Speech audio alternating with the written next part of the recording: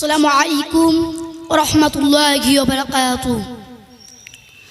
نحمده ونصلي على رسوله الكريم. أما بعد فأعوذ بالله من الشيطان الرجيم. بسم الله الرحمن الرحيم. وما أرسلناك إلا رحمة للعالمين. وقال النبي صلى الله عليه وسلم إنما بعثت معلما أو كما قال عليه وسلم.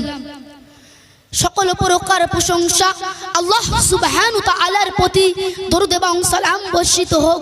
রাসূল সাল্লাল্লাহু আলাইহি ওয়াসাল্লামের রওজাতুল আতহারে মঞ্চে উপস্থিতি সুনামধন্য সভাপতি সাহেব এবং সুদক্ষ বিচারক মণ্ডলীগণ আর উপস্থিতি জ্ঞান পিপাসু শ্রোতাগণ, সকলের প্রতি আন্তরিক সালাম ও শুভেচ্ছা অভিনন্দন জানাই। আজ আমি আপনাদের সামনে দণ্ডায়মান হয়েছি রাসূল সাল্লাল্লাহু আলাইহি ওয়াসাল্লামের আদর্শ এবং তা থেকে শিক্ষা নিয়ে আলোকপাত করবার জন্য। যে নবী সম্পর্কে স্যার আইজাক নিউটনকে জিজ্ঞাসা করা হয়েছিল যে স্যার तमाम পৃথিবীর বুকে মহামানব মহানেতা হিসেবে আপনি কাকে নির্বাচন করিবেন, তখন তিনি মাইকের সামনে এসে বলেছিলেন হযরত মুহাম্মদ সাল্লাল্লাহু আলাইহি ওয়াসাল্লাম in the prophet and leader. তার আদর্শের কাছে সারা পৃথিবীর মানুষ মাথা নত করতে বাধ্য। আমরা শুধু বলি তিনি লিডার নয়, as a father, as a teacher, as a leader, he is the Superman of the world. তিনি পিতা হিসেবে অতুলনীয়, শিক্ষক হিসেবেও অদ্বিতীয়, লিডার হিসেবেও সর্বসেরা। তিনি আপন আদর্শ দ্বারা সারা বিশ্বকে জয় করেছিলেন। সুপরিস্থিতি আজ থেকে 1450 বছর পূর্বে আরব দেশের মক্কা নগরীতে জন্মগ্রহণ করেছিলেন রাসূল সাল্লাল্লাহু আলাইহি ওয়াসাল্লাম। দীর্ঘকাল পরেও আজ তার আলো বার্তা চিরসমান্বিত হয়ে আছে। গোটা বিশ্ব জুড়ে কাফের, মুশরিক, বেঈমান করে স্বীকার করেছে তার সুবহান আদর্শের কথা। প্রিয় বন্ধুগণ, তার আদর্শের কথা বলতে গেলে সর্বপ্রথম বলতে হয় একজন বালক ভূমিষ্ঠ হওয়ার পর সর্বপ্রথম তার কাজ হলো কান্না করা। কিন্তু রাসূল সাল্লাল্লাহু আলাইহি ওয়াসাল্লাম ছিলেন তা ব্যতিক্রম। তিনি জন্মের পর জমিনের মাথা দিয়ে আল্লাহ দরবারে সিজদা করেছিলেন।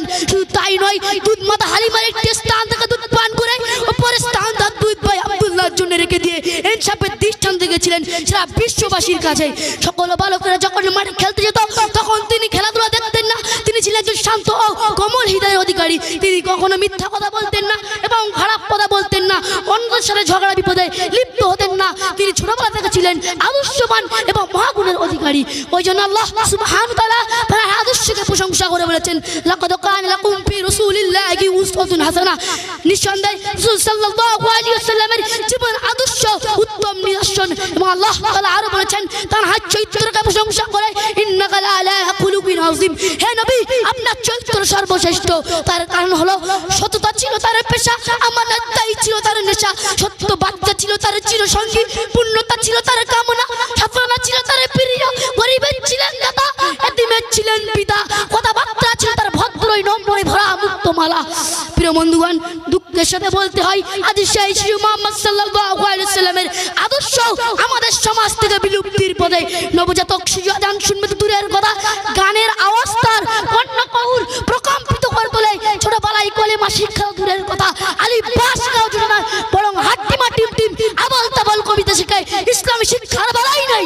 তাই আজ অল ইন্ডিয়া সুন্নাতুল জামাত ও মুফতি আব্দুল মাদি সাহেব হুজুরের প্রতিষ্ঠায় কেয়ালা মডেল বক্তব্যের মাধ্যমে শিশুদেরকে ইসলামী শিক্ষা দিয়ে রাসূল সাল্লাল্লাহু আলাইহি ওয়াসাল্লামের আদর্শিত করার প্রচেষ্টা করছে। আগামীতে ইনশাআল্লাহ সফলতা হবে। এই বলে আমি দিগছি ওমা আলাইনা ইল্লাল বালাগ। এবারের প্রতিযোগী চেস নাম্বার বি তৈরি থাকবে চেস নাম্বার সি।